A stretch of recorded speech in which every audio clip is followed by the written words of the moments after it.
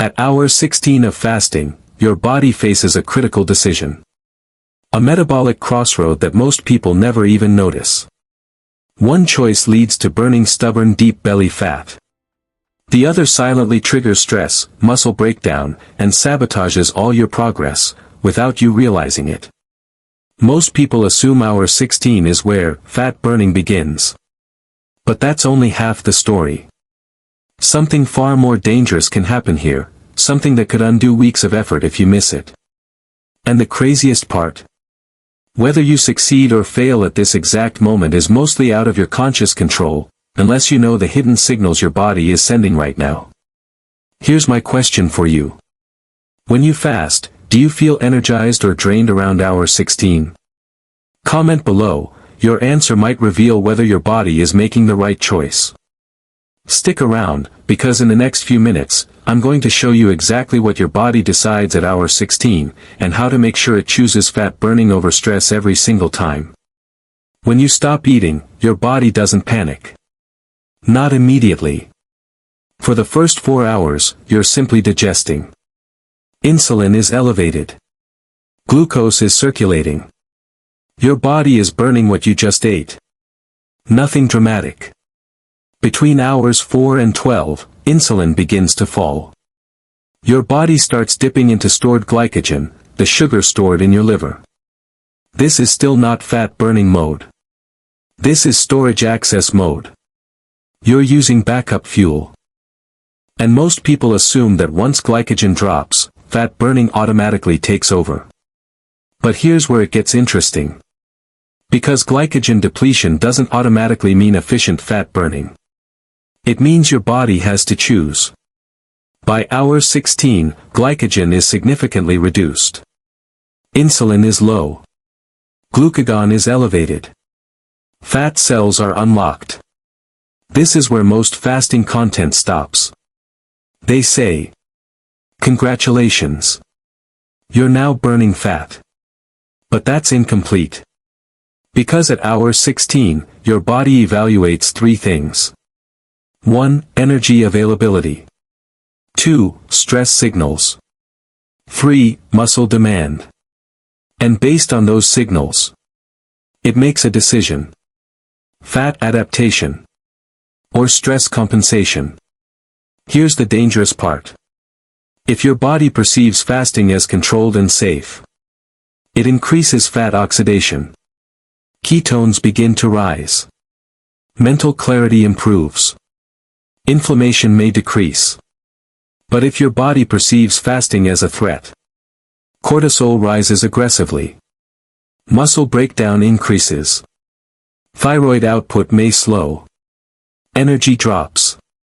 Same hour. Different outcome. So what determines which direction your body takes?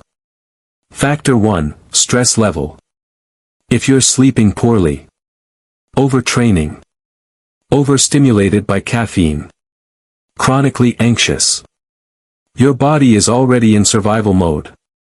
Adding a 16-hour fast to a stressed system can amplify cortisol. And cortisol, when chronically elevated, can increase abdominal fat storage long-term, break down muscle tissue, disrupt blood sugar stability. This is why some people fast and feel powerful, and others fast and feel terrible. It's not the fasting. It's the context. Factor 2, muscle signal. Your body hates losing muscle.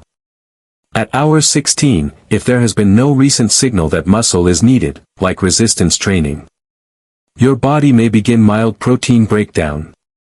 Not because it wants to harm you, but because muscle is metabolically expensive. If there's no demand, it's negotiable. But if you strength train regularly, your body protects muscle. Growth hormone rises. Fat oxidation increases. 2 people. Same fasting window. Completely different internal response. Be honest. Are you sending your body a preserve muscle signal? Or a reduce energy cost signal? Factor 3, metabolic flexibility. Here's something rarely discussed. If someone is metabolically inflexible, meaning they rely heavily on carbohydrates and rarely burn fat, hour 16 can feel like a crisis. Headaches, brain fog, irritability, cold hands, low energy. That's not fat-burning efficiency. That's metabolic withdrawal.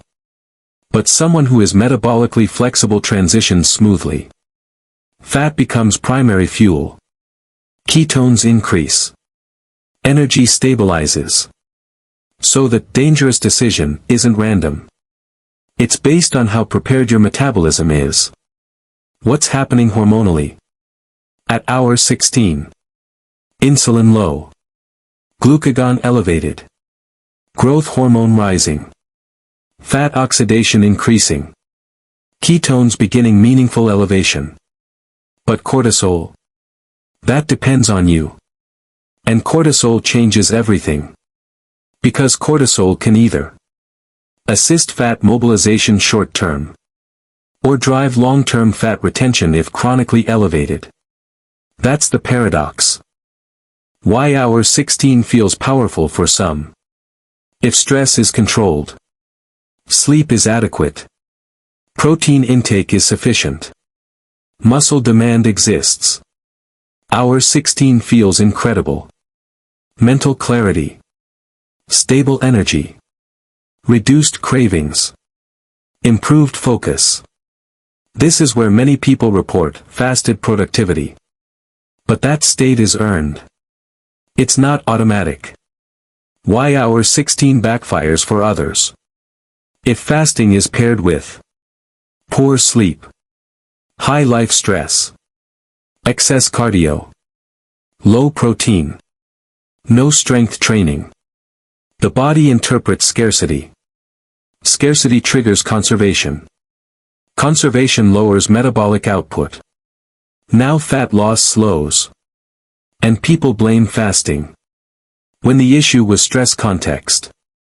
Here's something else dangerous. When people feel successful at hour 16, they push further. 18 hours. 20 hours. 24 hours. But more is not always better. Especially if your recovery is poor. Fasting is a tool. Not a badge of honor. The real question isn't how long can you fast? It's how well does your body respond? Is hour 16 optimal? For many people, yes. It's long enough to lower insulin significantly, begin fat oxidation, increase growth hormone, initiate mild autophagy signals, but short enough to avoid excessive stress response, maintain muscle, if trained, sustain consistency. Consistency beats extremity. Every time. How to make sure your body chooses fat burning. If you want hour 16 to work in your favor. 1. Prioritize sleep, 7 to 9 hours. 2. Strength train 3 to 4 times per week. 3. Eat sufficient protein during feeding window. 4. Manage caffeine. 5. Avoid chronic cardio overload. 6. Break your fast with whole foods, not sugar spikes. This signals safety. Safety allows fat adaptation. Be honest. At hour 16, how do you feel? Sharp and focused? Or tired and stressed? Comment below. Focused or drained?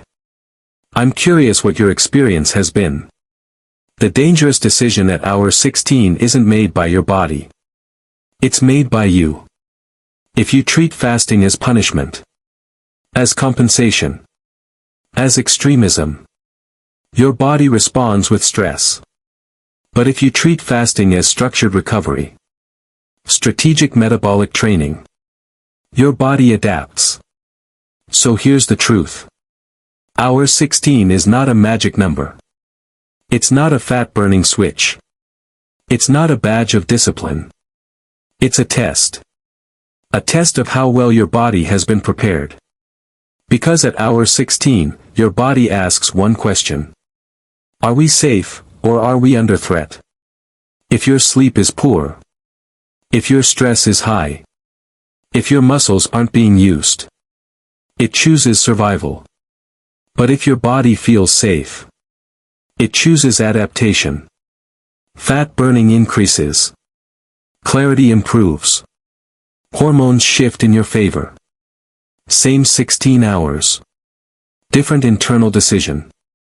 And that decision compounds over weeks. So the real question isn't, can you fast 16 hours?